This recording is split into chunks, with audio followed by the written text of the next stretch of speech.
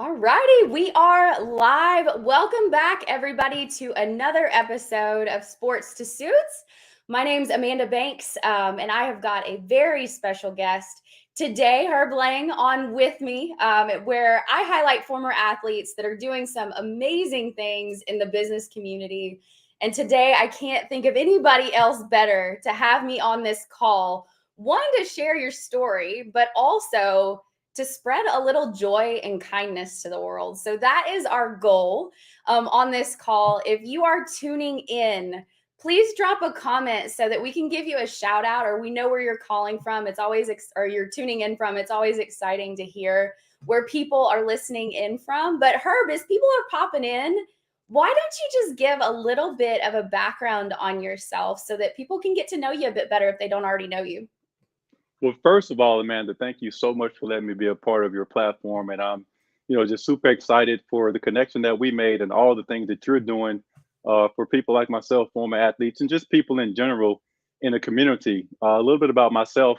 I am Herb Lang. If you're looking in the screen here, you see where it says flight time. That's because I was a Harlem Globetrotter for 18 years. But way before that, I was born and raised in a small town in Arkansas called Brinkley.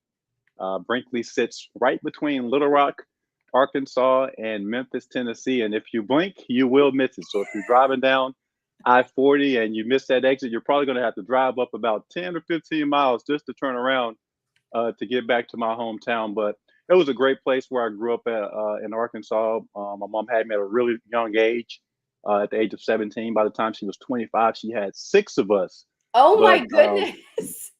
that's right. I always tell people, at the age, even that, I mean, with so many young kids, she always made sure we had everything that we needed. Not necessarily everything that we wanted, but we always had, everything that we were, that we needed. And we were surrounded by, by great people for the most part. So I mean, growing up, things weren't always easy, but I was able to be surrounded by people who had great intentions. My group of guys who I graduated high school with, five of us out of a class of 60 got athletic scholarships. Two guys played football, three guys ended up playing basketball. But even more importantly than that, we all had grades that were good enough to get us academic scholarships. We're all members of the National Honor Society and all those different type of organizations. So we knew that there was more to life than just playing a particular sport, which is something that also my high school coach instilled in me. But growing up there, it led me to Centenary College, located in Shreveport, Louisiana, a place that I know that you've conversated and told me that you recently had a pretty good visit to. So I was there from 1994 to 1998 on the athletic scholarship. And oh man, college, the greatest 4 years of my life. I became so much more informed and so much more diverse in my way of thinking and the way that I seen the world, coming from small town Arkansas and having not seen as much, going to a bigger city and then being around a group of students that were so diverse and different from what I was accustomed to was an experience that I'll never trade, and something that prepared me for what to come after that, which was after winning the college slam dunk contest at the Final Four in San Antonio, it kind of propelled me to my career with the Globetrotters, which I was able to do that for 18 years, have an opportunity to do things that other guys I wish would have had a chance to do, like the show The Amazing Race, which I had a chance to do. And I tell people, yeah, I had a chance to do it three times and I had a chance to lose three times, but those were my only, three losses that I took during my 18-year career with the Globetrotter. But I mean, to be able to travel to 90 different countries and meet people from so many different religions, race, backgrounds, and I just tell people I went to all these different countries, and at the end of the day, I came back and I'm still here. They were kind to me. They wanted to be happy. They wanted joy. They wanted kindness. They wanted peace. And that's what I'm all about. And I know you're about the joy too. So I don't want to get too much into myself. I could go on and on and on, but I'd rather let's go have a little bit of back and forth, and let's get this So thing let's started. go I'm back. I excited. want to go back to what was it like for you, one, having that many siblings, but two, the experience you said we never went without. And that is so powerful. So what was that experience like going through that as a kiddo and having all of those siblings, but also having such a young mom? Yeah, I mean, well, my mom and I, we pretty much grew up together. One of the other cool things about it is that my grandmother, she wasn't that far away. and my grandmother had a total of 13 kids. So there was a lot of aunts and uncles Oh my involved in our goodness. community as well early on. But as we, as we got a little bit older and my mom was doing the single parent thing, I mean, she would work from 2 to 10 each and every night at a little restaurant off of Interstate 40, and she would come home with tips, and that would be the money that we pretty much lived off of, with the free lunch. And my sister, who was 13 months younger than me, part of our responsibility was to make sure that the younger three, along with my third brother, we had to make sure that they were fed and put to bed at night before my mom got home at 10. So a lot of times my younger siblings only seen my mom in the morning when it was time to get ready to go for school and on the weekends. But hey, she did that for years. She ended up marrying my stepfather, and they've been married now for almost 30 years. And I mean, what a man to come in and marry a woman with 6 young kids. So What did you learn from your mom?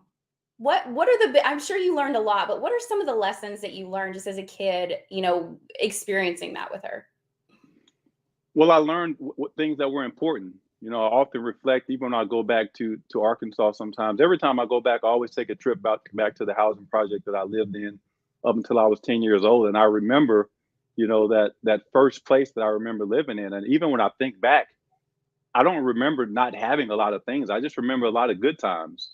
And what my mom taught me is that you can actually enjoy life without having, all these glitz and glamours. But I mean, these things are great to have, and these are things that, I've worked toward. But at the same time, life can be simple. You have to take advantage of and be encouraged by the things that you have in front of you. You set a certain goal and you work toward a certain standard, but at the same time, you have to be able to reflect back and see where you started from to get to where you're going. And I always like to do that. And that's what she taught me. Taught me to be grateful, be thankful, and never forget about the people that you meet along the way. So for me, I mean, one of the things I've been doing the past year is every morning there's about 40 people, 50 people in my text list that each and every morning I'm sending them a message, letting them know, checking in that I thought about them and they've made a difference in my life. And it's a part of my discipline. It's a part of my routine. It's a part of what gives me joy each and every day to get up. It's exciting, and then to hear back from them, even not to hear back from them, but just to let them know that I'm thinking of them is really important to me. And it helps get my day started, which in turn allows other people to benefit from the mood that I'm in throughout the day. And you and I totally vibe on this because I think it's so critical to just do those touch-ins. You never know what the other person is going through, but to just know that like you're there and that you support them and you appreciate everything that they've done and that they're doing in the path that they're on. You and I totally vibe on that. Like it's so And critical. And I wish more people lived by that, honestly. yeah, and they'll tell you thank you, at the random of times. Sometimes you may not hear from them for a couple of days, but then they'll say, hey, thank you. I appreciate you. I appreciate you being consistent. And for me, that's a win. That's worth more than any amount of money. That consistency of letting them know, that I'm thinking of them. And even some mornings I may not be having the best of mornings, but to send those messages, even to put a smiley emoji, I find myself smiling, regardless of whatever mood I may have found myself in 10 to 15 minutes ago, just to send some encouragement or upliftment. That's just what it does for me. So there are a lot of athletes that listen to this show, and you mentioned something so critical about how you took your education in high school, as well as how seriously you took it in college, as well as some coaches that you had that supported you and developed you outside of the sport as well. Like share a little bit about that background so that our athletes that are listening have a little bit of context on some of those things. Yeah, so I had a basketball coach who was my high school coach. Well, seventh grade through 12th grade. He was pretty much my mentor, like a father figure. His son was my best friend um, as well, and he was the same grade as me. So we had a close relationship, and we still do to this day. But he had been already coaching for 30 years when I came through, 25, 30 years or so. And me being having that connection with him and his son and being able to go places with him, he would often talk to me about some of the athletes that had come through before. He would talk about the athletic ability that they all possessed. He also talked about the lack of ability to be coached, being coachable, or the inability to transform in the classroom. So what would happen is some of these great athletes that would come through our community would never get out of our community because they couldn't excel to the next level because of things such as education and being uncoachable. So one of the things that it taught me is it's important to be coachable, and it's important not to put all of your eggs in one basket. So I couldn't just focus on a sport. We had to focus on grades. We competed and see who could make the best grade in, let's say, history class, or who could make the best grade in math class, and who's going to be on honor roll. And what that resulted in was, I mean, we only had 60 people in our graduating class, but that led to 5 scholarships. That led to me president of my class. That led to us all being in National Honor Society, and that let us know that there's more to life than just sport, which led me to a good school, Centenary College in Shreveport, Louisiana. Everybody is not getting into that school. It's the oldest college west of the Mississippi. Tuition was something, and probably is, I'm sure now, a lot more than it was back then, but it was a good academic school, so I was able to do what I needed to do in the classroom, academically, and on the court, to be able to get into a school that doesn't just accept anybody. But it's something that's always been important. It's about being connected and leaving a path or a bridge that you could always go back to. How important were those coaches in your life? Like you mentioned, they kind of were like a father figure, but I don't think that a lot of people recognize how important coaching is, not just in sports, but also in business, and what type of relationship, like how critical that relationship can be to some Well, people. well, it's super important. My degree is in health and physical education, and that's because of my coach. I felt like as I observed his life, and I would get an opportunity to spend a lot of time with him and his family, traveling up and down the road to, basketball tournaments and going to basketball practices as his manager, even as a 7th grader, with the high schoolers, just being able to, you know, kind of be around him and see the joy that he got from helping others. I knew that that was something that if the professional or Globetrotters didn't come along, that's something that I could do every day and feel good about and be happy about. So a big reason, why I am who I am today is because of that relationship that we had, and even beyond that, he just taught us the importance of being connected, the importance of leaving uh, things better than you found. And I'll tell you a quick story. So we would go to basketball clinics in at Harding University in Arkansas. It's about an hour north of where I grew up at. We would go to team camps. And so when you go to team camp, we'd be there for about 4 days and we would sleep over. At the end of the camp, you would see all of these different schools. They would be loading up their buses and they would be heading out, and they would just leave the dorms as they were. We were always the last school to leave because he wanted us to clean it up and leave it as if not exactly the way we found it, better. So the beds and the garbage, everything in our area would all be taken out.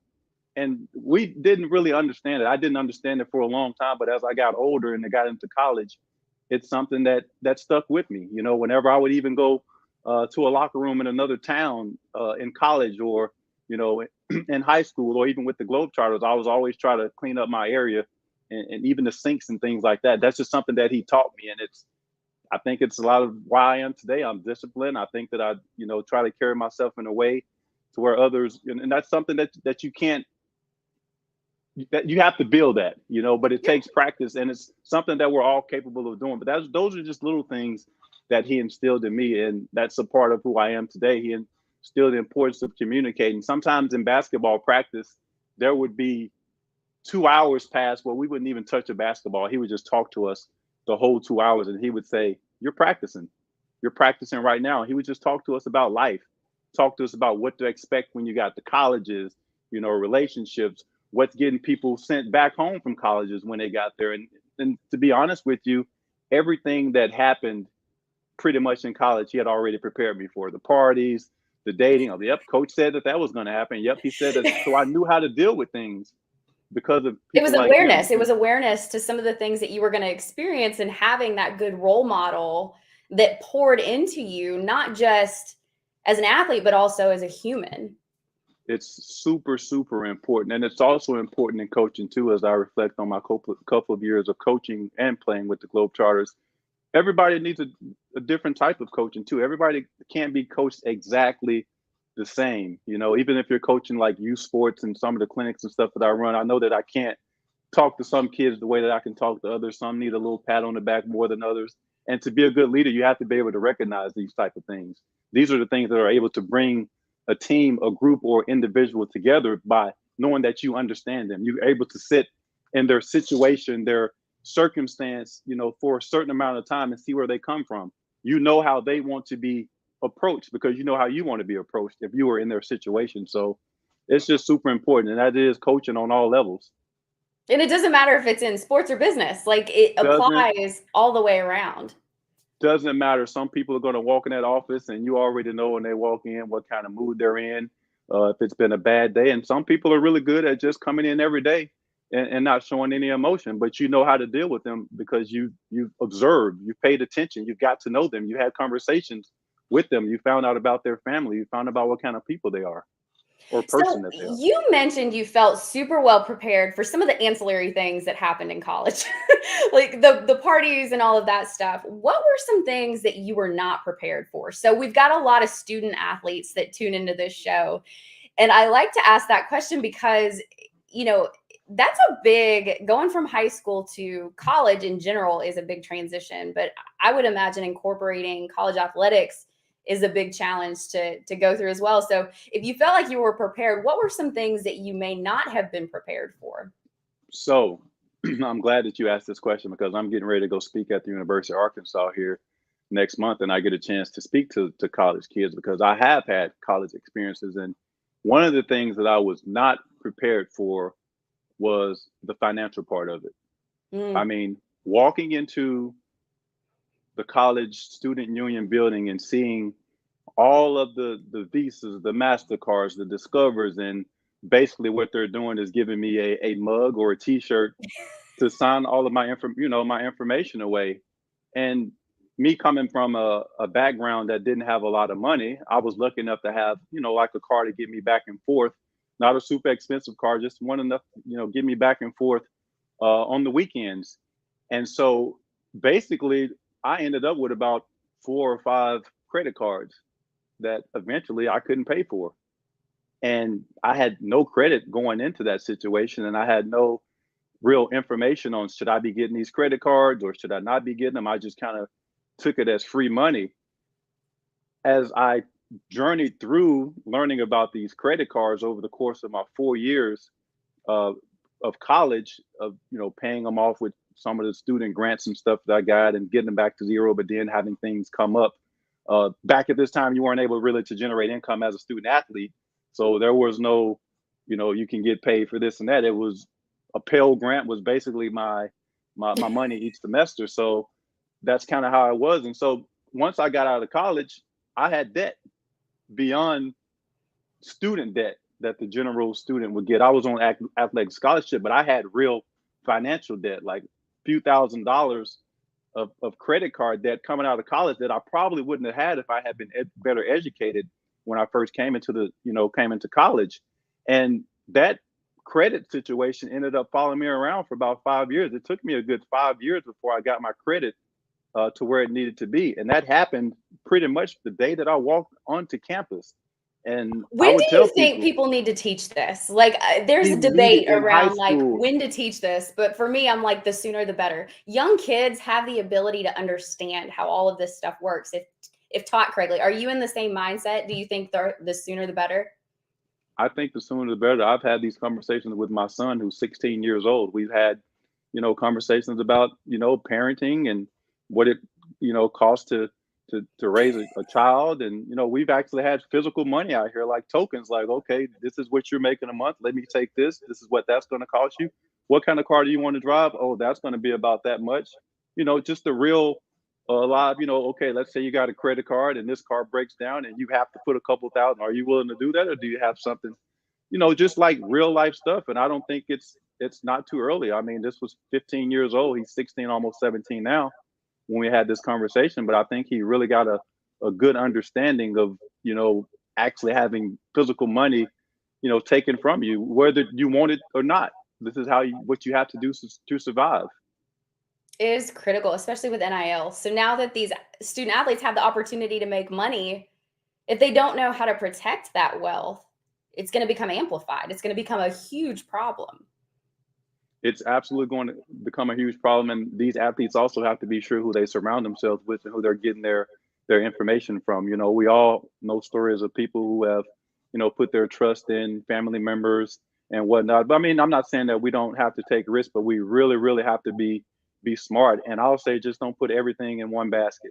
whatever you do, don't put it all in one basket. Figure out something, here and there, dibble dabble, find something that you're really good at, but also search for other opportunities now, because there is a lot of things out there now compared to what was available for people like myself 25 years ago, 30 years ago, going into college. And I'm excited about it. I love, love, love seeing these new opportunities that these athletes, student athletes, are getting. It's not me looking at it saying, "Oh man, I wish it." Well, yeah, I do wish it was, but I'm glad that it is that way for them right now. And I think that people like myself, former athletes, and people who have stood up are the reasons why these young student athletes and entrepreneurs are getting the opportunities that they are giving. And I was just thinking the other day, watching some of the tournament, nobody's falling out, nobody's, you know, nothing bad's happened since these athletes have been able to make money, and that was one thing that they were worried about. So I'm just excited about it. I'm excited for the future for them. So what was it like? And I want to dive into the Harlem Globetrotters because that like I'm fascinated because it is the epitome. I know sports are entertainment, but to me, watching the Harlem Globetrotters, like it's like the most beautiful combination between sport and entertainment that there is. Like it is an amazing, just kind of like it is super entertaining. So first off, did you go into college? Like you went into college sports. Did you think you were going to go into the whole Harlem Globetrotters? Like was that like your design path where you're like, I'm going to try out for the Harlem? Like how did that work? Amanda, I went to college, so the only Division I scholarship that I had offered was from Centenary College, and it happened because a guy who from my hometown actually went to Centenary. Centenary had never watched me play a college basketball game.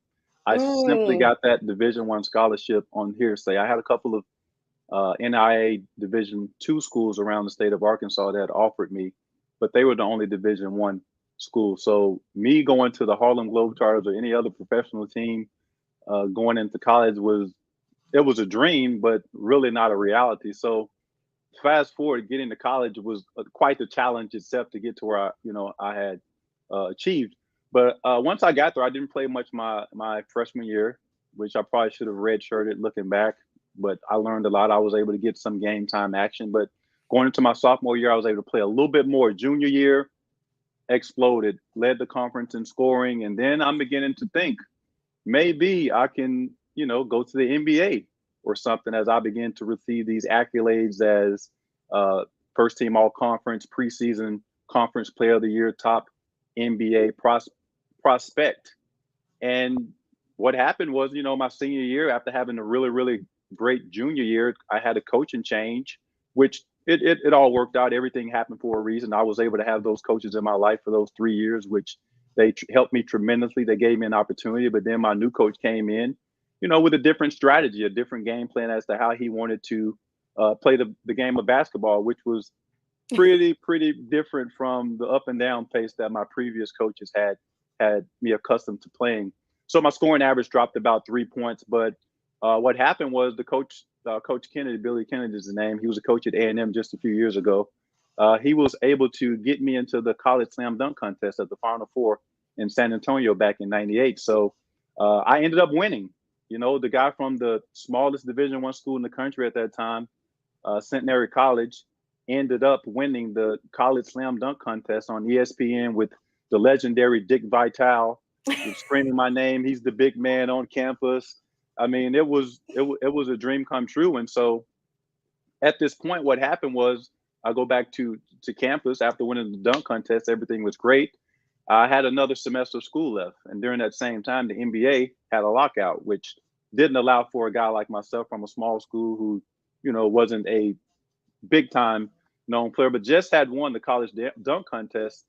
I didn't have opportunity to go to some of those clinics, which was a blessing in disguise because I was actually able to go back and finish my health and physical education teaching degree. I was able to student teach for a semester at the biggest high school in Shreveport, Louisiana, Southwood High School. And as a result of that, I ended up working as a personal trainer for 10 months to keep myself in shape.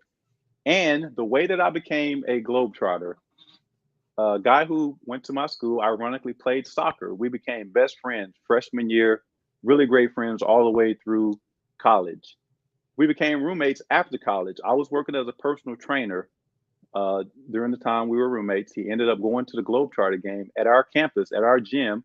I remember coming home from work one day and he had the program one night and he said, "Hey man, I just went to the Globetrotters game and I know that you can do all the stuff that they can do." And I'm looking at the pictures and they're like spinning balls on their hand and off their head. And I'm like, no, I don't play that kind of basketball. That's a He different said, game. yeah, yeah. So he said, no, no. I mean, you can learn that stuff, but I mean, the dunks and stuff that they're doing, you can do those things. And I kind of, looked at it, laughed it off, and tossed it to the side, and we carried on our conversation. And I ended up coming back to that conversation about 2 weeks later after a pretty rough day at the job as a personal trainer. So I ended up calling the number in the book, the 800 number. They knew me from winning the college dunk contest, and I sent a little video, highlight video of me doing some dunks along with some game film and stuff from the dunk contest. And they invited me to their training camp. Now, the thing about this was in March when they invited me, and the camp was happening in August. I had actually forgotten about this. I'd forgotten about the training camp because I was just busy working, not 9 to 5 personal training. And one day they called me out of the blue. They said, "Hey, remember we called you back in March and told you we'd be inviting you to our training camp?" They're like, "Yeah, well, it starts in 3 days. Are you able to come?" And I'm kind of taken aback thinking, in 3 days, what am I going to tell my boss? And at that time, I knew I had to make a decision, that I was committed to making this Globetrotter team and taking this opportunity. But what I did was I did it the right kind of way. I let her know, what was going on, and she was excited for me. But I also remember telling her too, "Hey, you probably want to go ahead and hire somebody else for this position because I'm going to make this team."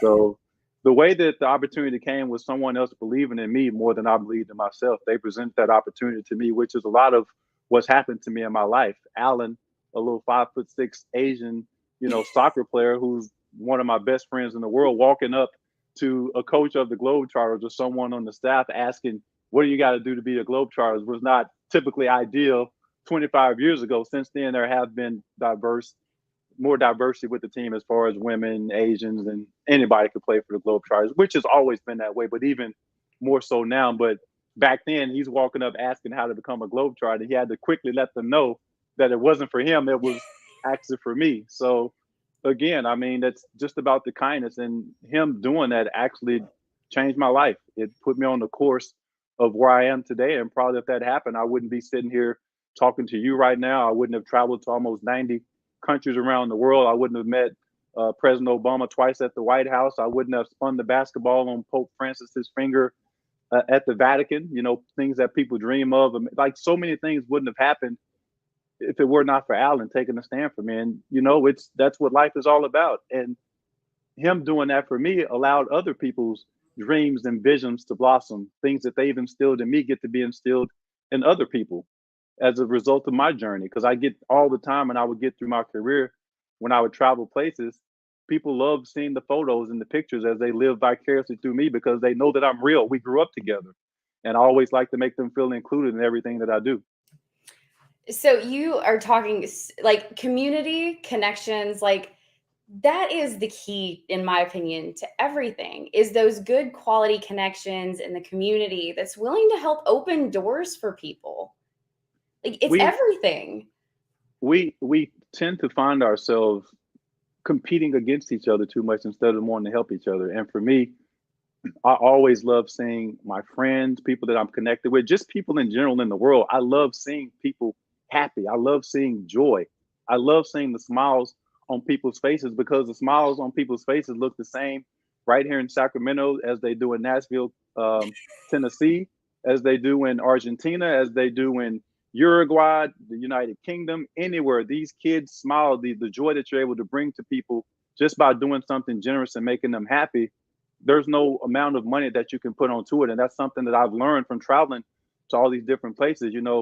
When you look at things on TV, it's just a movie. It's almost like a movie, but until you're actually in some of these places and you can relate, you know that it's real. So a lot of what's going on in the world in general, I know is real. As a kid, it was just a movie, but now I know that it's real. So that's why it's important for me to spread as much joy and kindness as I can, because I've seen the world, and the world is a beautiful place. And I know that we all want the same things.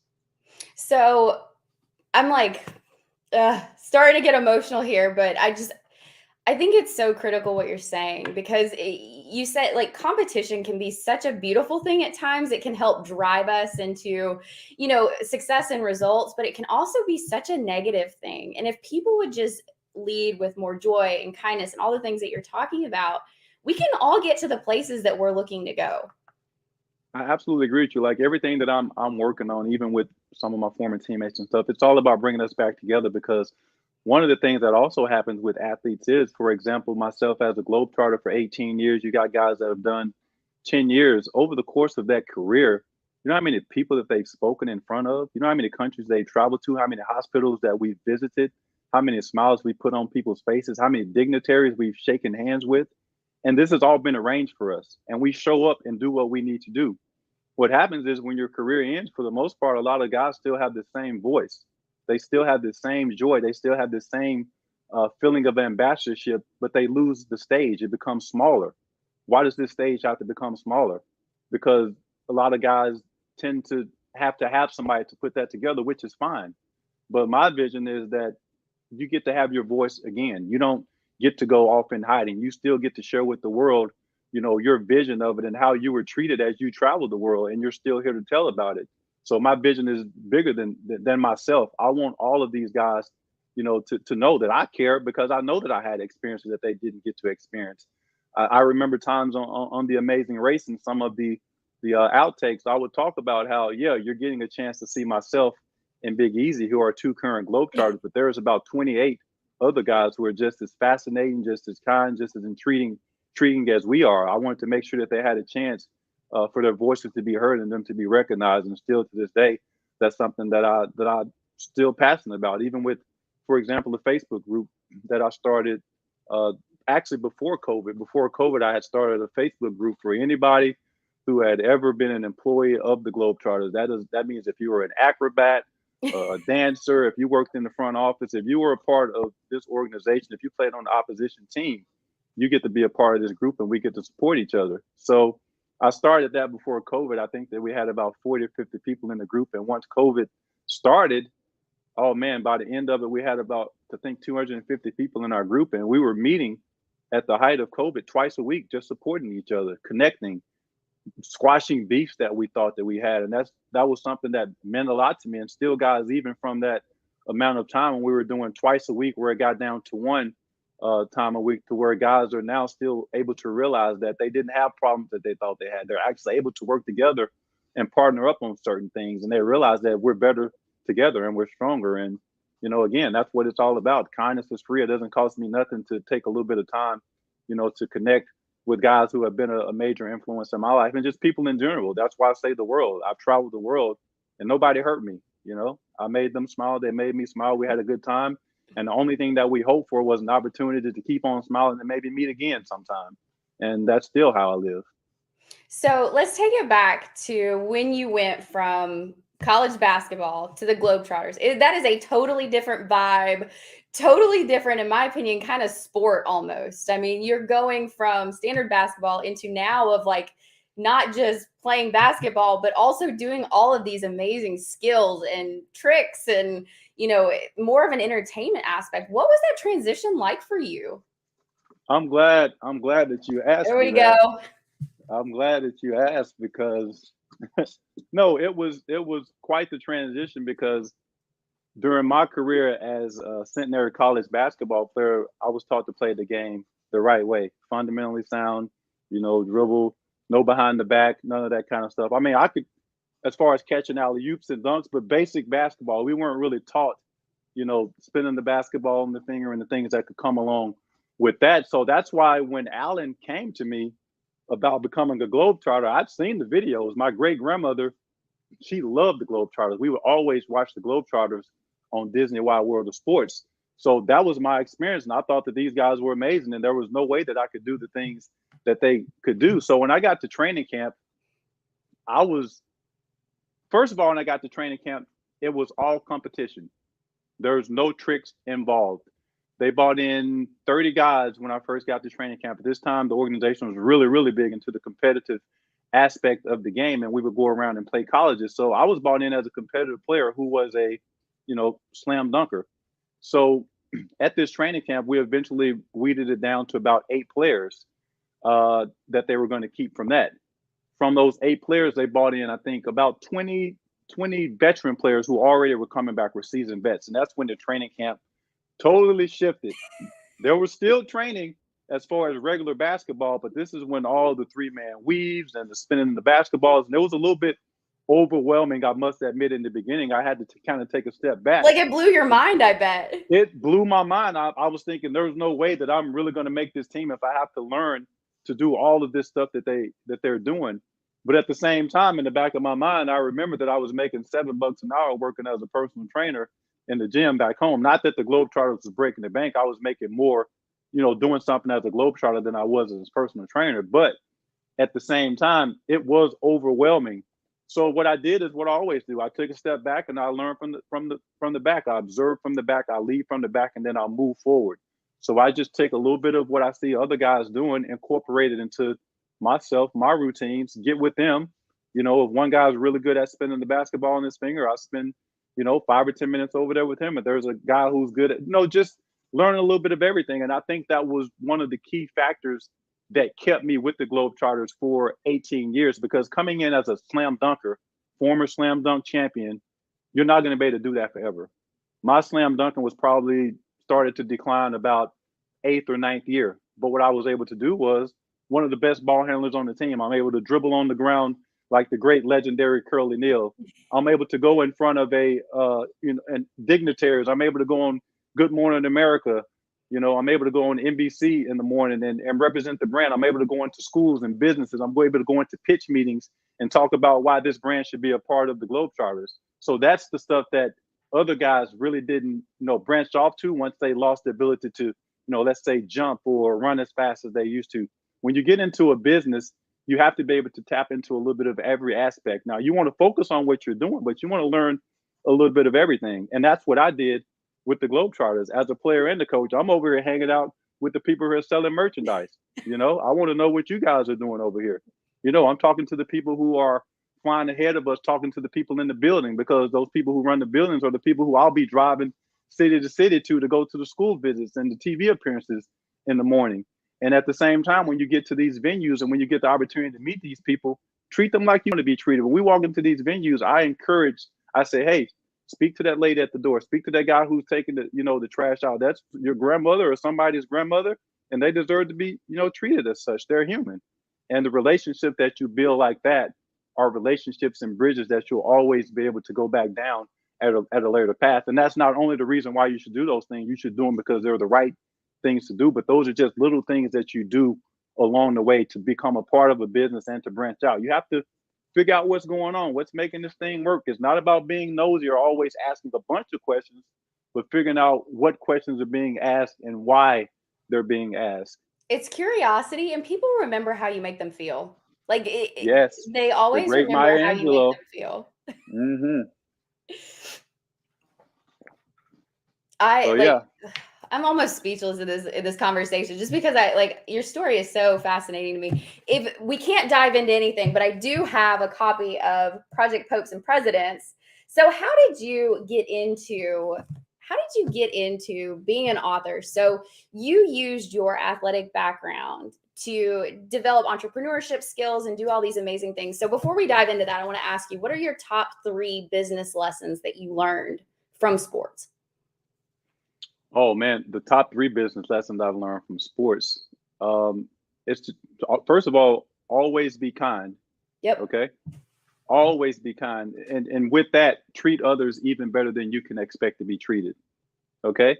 Number 2, you have to lead the way that you want to be led. You have to be able to put yourself in another person's position and realize that if you were facing whatever they're dealing with, how would you, it may not be easy, or the the right way in a sense, but you have to be able to put yourself in another person's position, even just for 10 seconds or 30 seconds. And number 3, just always do the right thing. One of my things was, as a player and coach, I am never going to ask you to do anything that I wouldn't do myself. And what that meant is, on some of these international tours that we would go on, we needed help to get luggage. We didn't have full staff like we'd have in the United States. I had no problem, even as the coach or a player, grabbing as many bags as I can to throw into the back of the truck or whatever it is that's going to get us to where we need to go. I'm not above that. So as a leader, you have to be able to realize what it was like to be in that position before. That's why I say lead from the back and work your way to the front. So if you've led from the back and you've been in every situation, you know how it feels to be, the player who's not being heard, or the person who's doing something for the very first time. So yeah, those are three of the main keys that I think are And find important. joy in it. Like, there is something to learn. There are lives to impact. There are, like, regardless of what the scenario is, do it with a smile. Find joy in it. Do it with a smile. Compliment people. Speak to people. That's another thing that was instilled in my grandmother. She was a big speaker. She always went to check on people. She was, heavily involved in the church. She's a big reason why I feel like I am, on my way to becoming the next greatest speaker in the world, as I listen to people like, Steve Harvey and Eric Thomas and these guys. I listen to their stories and they inspire me and they motivate me, but I'm listening and saying, yeah, thank you for inspiring me. But I have a story too. I met the Pope, I met the president. I came from the projects. My mom had me at 17. I get to inspire people. I came, from the same background that you did. And if you can do it, then I can do it, and we can do it together. So that's what it's all about. It's about being inspired, and my voice is ready to be heard, and it's already being heard. And I know that people like myself and like you, we get to make a difference. We don't have to, we get to, because that's part of our mission and purpose for us being here. And I'm just super excited to be partnered up with people like you who have the same vision, as people like myself who've kind of been through a similar journey. And even just everyday people. I mean, I tell people all the time, they say, what kind of people do you talk to? Everyday people, because I've been through everything that everyday people have been through as well. It's just not about sports or that in general. It's about life. It's about getting to know people, what makes them tick every day.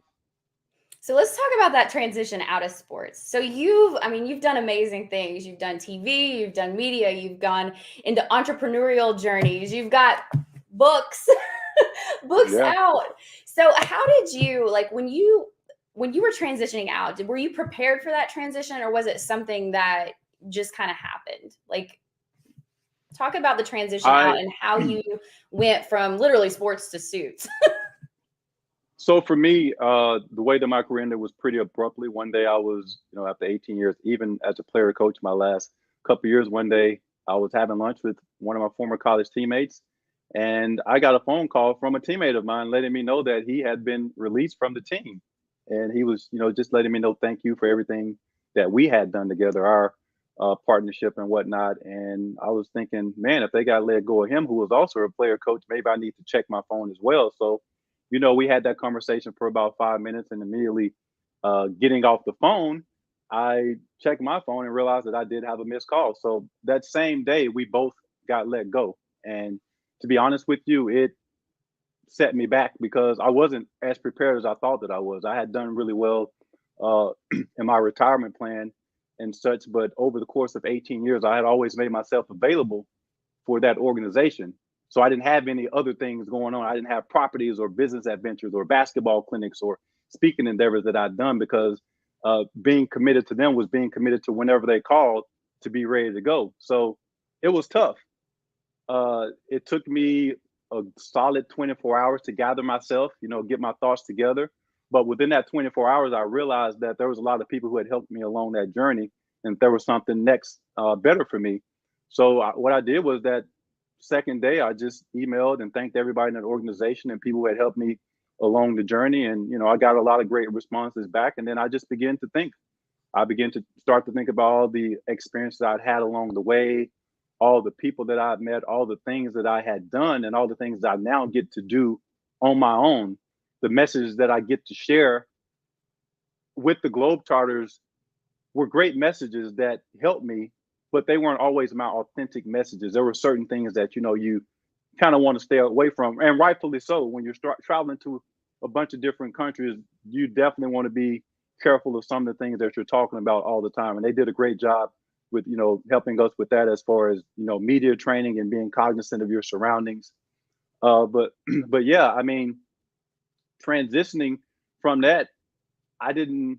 I'm a strong-minded person, but I didn't feel like I had the tools mentally to deal with it. So what I ended up doing is I began to reach out to other former teammates who had been let go before me, and get encouragement from them, and they supported me. There were guys who would say, "Hey, this is what," kind of like my high school basketball coach told me, "Hey, when you get to college, this is what's going to happen." So these guys had already went through the withdrawal phases. They were like, sometimes you're going to wake up in the middle of the night and you're going to think you're on the court, or you're going to be in this hotel, and you may be sweating, and you'll wake up and realize it's over with. And and it's just having a conversation with these guys and them letting me know that it's going to be okay. You have more opportunity than you've ever had. Say, it's like, imagine being a bird who is in a cage that's now allowed to, fly free. And that's kind of what helped me get over it. It took definitely a good solid year for me after getting some counseling as well. I mean, counseling definitely helped. It was a mentally challenging part of my life. I mean, I had two young kids, 10-year-old and 8-year-old, no insurance, none of that stuff now. And it's pretty much, kind of down to ground zero. But all those experiences that I had over the course of the 18 years were tremendous. I mean, being able to do television, Amazing Race, commercials, pistachio commercials, burger, like all these different experiences that I was able, swim with dolphins, Scott, all these experiences I never would have had if it weren't, for the Globetrotters. And basically what they did was give me the blueprint for what I'm all about right now. And so I began to write. I began to, because every time I would come home from a tour, I would have friends say, "Man," after telling, "You should write a book. You should write a book." And I actually started writing a book during my Globetrotter career that I still have yet to finish. I titled it After the Game, and I started somewhere while the game was ended somewhere where the game was still going on. But when my career was over with, I actually sat down and reflected.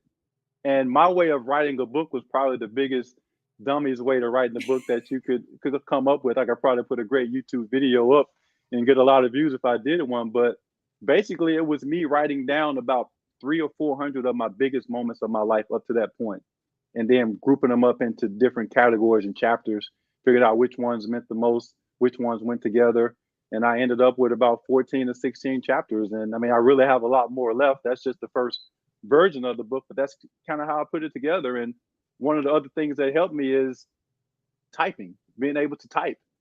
In high school, way back in high school, I was a really good typer, able to type about 50 words a minute, which allowed me in college to be able to do my own papers, be able to write, my own work. So I was able to type my own, my own book.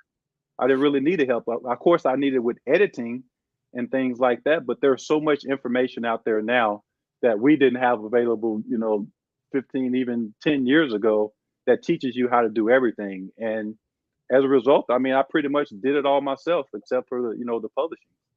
So for anybody that's listening that is going right now through a setback, what advice would you give to them to overcome that setback? Okay, I'm glad you asked that, Amanda. Anybody that's going through a setback, I would say just remain consistent. Remain consistent, remain disciplined. And at the same time, you also want to do research. There's so much out there for you now. If you see somebody who's doing what you want to do, you can follow them, figure out what they're doing, figure out what they did to get there. And a lot of times people think that like celebrities and people aren't that accessible. But trust me, these celebrities are sitting back there on their social media, reading their stuff just like you and I are.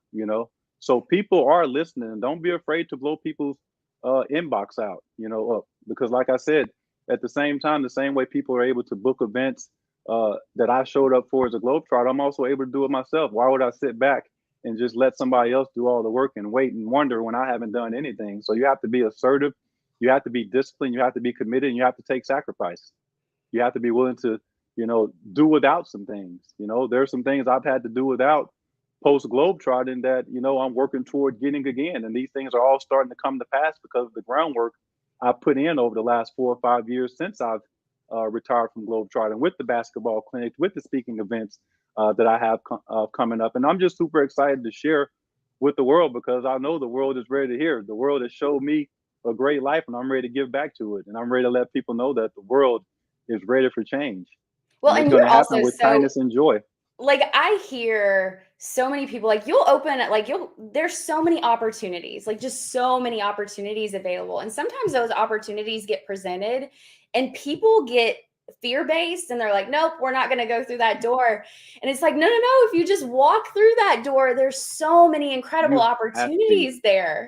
you have to kick that door in. One of the presentations I give to kids is talking about keys, and I talk about how a key is a unique, special object that opens up doors. And each one of us, we're a unique object, and there's doors that are specifically designed for us to get into. Other people get into those doors, but those doors, we have the key to them as well. And it's because of who we are on a daily basis.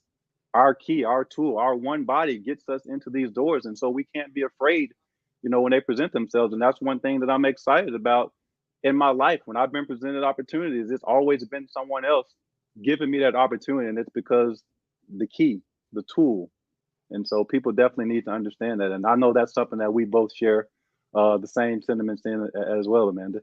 And so another thing, like if somebody shares that you have a gift, right? Like if somebody sees a gift in you, listen to that. Sometimes we just get so closed off and focused, but if somebody is pouring into you and says you have this unique ability, listen and explore it. How many times do you talk to people, Herb, where, you'll say, oh my gosh, you have this beautiful gift. And it may be something that completely scares them or that they're like fear-based or that they're just like, no, we don't want to explore that. But it's like, no, you have this beautiful opportunity and gift, but they just get so closed off to it. And that's the promoter in a lot of us too. We see gifts in others, and that's what happens to me, and it happens to you. People see gifts in us that we don't see within ourselves. I'm like, I wonder why they keep saying that. Is this, yeah, I believe in you. That's like a few of my teammates, one who I think could be the next Kevin Hart. He's a comedian, but he's also a great motivational speaker. I'm like, man, have you been to this place? Have you been to that? He's like, yeah, I'm grinding. I'm trying to make it happen. But we have these gifts, and talking about these motivational speakers, I think it was Steve Harvey or somebody who said something about the gift is the thing you do with the least amount of effort that brings you the most joy. And me being able to spread positivity is what I do with the least amount of effort that gives me the most joy. And I know I get to do that for the rest of my life, the same way I did for 18 years as a Globetrotter. And a lot of people get to be affected in a positive way as a result of that and a result of what you do, Amanda, with your joy campaign and what you're doing for all the the former athletes and the people that you impact on a daily. So where does that come from? Is it instinctual? Is it a learned behavior? Where do you think that originates from? I get asked this question a lot about, when you're looking at certain scenarios, how have you trained your brain to just be very like joyful about every scenario and look at it from an opportunity perspective? Some of that is originating, like is instinctual to me. Some of that is also learned behavior and training the brain. Where does yours come from? I think for me, it's a combination of both, but I also stay more instinctual. I think I'm a pretty good read on people. In my mind, I've always kind of had a direction of where I wanted to go. So when the opportunities present themselves, it's almost like a light bulb. Okay, this is the opportunity that I've been waiting for. And when those opportunities present themselves, I've never been afraid because I've always felt like, the timing is right. And I'm a big believer in getting messages and signals, and I know that I'm getting all the right messages and signals right now. And it's just about being disciplined and being consistent. It's about being true to who you are. You can't be a person that's about this one day and then, that the other day. As I read about even my movement about kindness, I read about some people who, okay, they're this for 6 months, they're there for, no, kindness has been around me my life. If you look in my Globetrotter programs from 20 years ago, my motto has always been kindness and patience, or patience and kindness. And, I'm still patient and kind. I'm just taking the kindness to another level because, again, not many people can say that they traveled, to 90 different countries, walked streets with regular people, had a great time, laughed, and still here to tell about it and here to tell you that we are all the same individuals. We are all connected. And I think that's also something that we've learned more than at any other point over these past couple of years. We are connected. What happens in one part of this world affects all of us. So we have to be in tune and be able to literally, physically imagine ourselves in other people's situations and positions and imagine what can we do to help them and just do it in the best way that we can. And if that's, starting at home for sure, or if that's donating, just, do whatever you can. If that's donating your time, whatever it is, just do whatever you can to make another person's life better, even for that day. If it's wave and smile, and I could go on and on, but yeah, We could I'm just literally talk all day long about these topics, and we need to wrap it up. I want to be super respectful of your time. So, if people are like, you've got all sorts of things going on, what are you focused on right now? right now I'm focused on my speaking. I'm really focused on my speaking as well as my basketball clinics. I already have a couple clinics set up in Florida. I got two, probably going to have four clinics set up over the course of June. So just really getting back out in the community, getting out, sharing positive messages of kindness. You know, again, as I look at what's going on in the world, it reminds me of growing up in the late '90s. It's almost like history repeating itself. And looking at young people and old people, I just want to let them know that everything's going to be okay. You know, things tend to repeat themselves, but we have to get stronger for it. And that's why I say, when I look at these young people, I'm super excited about the stand that they're taking about wanting to live in a better, kinder, more peaceful world. So I'm all about, you know, my motivational speaking. I'm all about my clinics. I'm just about showing up. If there's, you know, events where I can show up, you know, for people who get me there, and I'm happy to give my time. So that's me in a nutshell. You know me. I'm excited about life. I'm excited about the future. Again, I'm excited about the things that you're doing. I'm excited about the connection that we've made over the past couple of months, and super grateful for the connections that you've also, you know, led me toward as well. And hey, together we get to change the world, and that is part of my mission. I've seen 90 countries in this world, and I get to go back and tell these people thank you, and we're going to change this world and make it a better place. And people are going to start seeing things from other people's point of view and not just a selfish point of view. So, I what are just the know it. best way that people can get in contact with you? So, there's a lot of like corporate executives and business leaders that I'm sure could leverage some motivation and inspirational messages for their teams. If there are people Yeah. that are interested in bringing you on board as a speaker, what's the best way for them to get in contact with you? Don't give phone number. But Well, what's the it's best way? 777. No, Don't do it. no. I mean, I'm on LinkedIn. I'm really busy on LinkedIn. Also, Instagram and Twitter. And on Instagram and Twitter, I am at DA Trotter. That's DA Trotter, like Globetrotter. DATROTTER. The number four at Gmail. The Trotter four at Gmail on Instagram, as well as Twitter. Herblang.com. But yeah, I mean, basically Instagram, Twitter, LinkedIn, uh, herblang.com. You can find me there, and I will be happy to have a discussion about how I can bring some joy to your community, to your business. We can do some team building, fun stuff. And You know, just go, oh go yeah. pick up a book as Don't well. forget, If you want to learn don't more forget the about her books. story, definitely go pick up a book. You got two of them. You sent me both of them with this beautiful handwritten message in here that brought me so much joy. I was so excited about that when I got them as a surprise. And I can't thank you enough for joining. There is so much joy that you have to bring to this world. And I'm so grateful that you're sharing your story and sharing all the basketball spins. I would love to be able Don't to be do that one day. distracted. Don't be distracted. When I see you, I'll do it for you. I got you. Well, and we'll be seeing each other soon, I heard. Is there an announcement as far as are we seeing each Uh, other in April? I think so. April 30th is what I'm thinking. I don't want to make any announcements too soon, but I am excited about, you know, this potential opportunity. Okay, awesome. Well, for anybody that's listening, thank you so much for continuing to tune in. I am so grateful for each and every one of you. And if we can ever be of assistance in any way, Herb and I are doing some amazing things together. We're both impact and focus driven leaders looking to make substantial impacts and positive change in the world. So if we can ever be a resource in any way, please feel free to reach out. And Herb, we're going to do this again. Like we've got to jump in and do this again. What are you doing? Oh, kindness is free. I love that. I actually have some of those. Yeah, I got you. That's what we're giving out. I That's what have we're all sorts of spreading even in gifts. our I'll have to that's find what it. we're spreading in our basketball clinics. That's what we are spreading everywhere. Kindness. It's free. It doesn't cost us nothing. And what that represents is free kindness from jail. You know, let it out. It doesn't cost you anything. Just let it go and you'll get a lot of it back. So that's what that symbolized. Kindness breaking out. Oh, we got Wanting to be awesome, Herb. free. We had all sorts of comments pop in, but we were so caught up in the conversation. I'm Yeah. going to put some of this information also in the comments. So if you're Okay. listening in, I'll put all of Herb's information in there too. And until next time, you want to give us some additional tricks there? Until next time, I just want everybody to know that, hey, it doesn't cost you anything to be kind. Kindness is free. Kindness is free. So give it away with abundance, knowing that you'll always get it back multiplied in return. So kindness is free. Have a great day. Have a great week. And also spread some great joy in the name of Miss Amanda Banks. Awesome. Thank you so much. I'm so